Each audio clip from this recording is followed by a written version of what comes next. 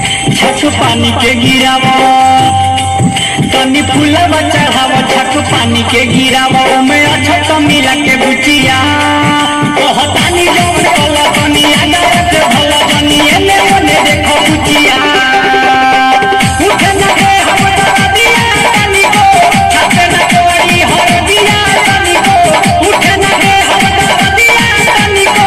छाते ना कोई हर दिया तनी को लेके टूटी कजनु मूली के ए बुची एगो टोटरम कला ए बुची एगो टोटरम कला हाथ फेरा ना तनी गुली पे ए बुची एगो टोटरम कला पे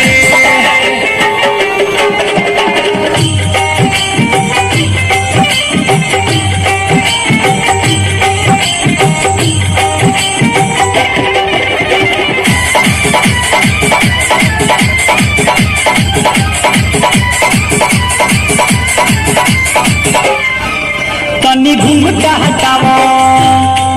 बात बाते का बतावो तनी घूमता हटावो बात बाते का बतावो दूर होई परेशानी बुझिया आवो देह तोरा टाइट हम ना भी तो हाइट चलो खुद कोई जाओ कुटिया राइटर हरे रंग सोनू भी आई है एक तनी को हाथ घंटी बजाई है राइटर हरे रंग काको भी आई है एक तनी को हाथ घंटी बजाई है आज ये हम खोली के ए बुची एगो टोटरम कला ए बुची एगो टोटरम कला हाथ फेरा ना तनी गुली पे ए बुची एगो टोटरम कला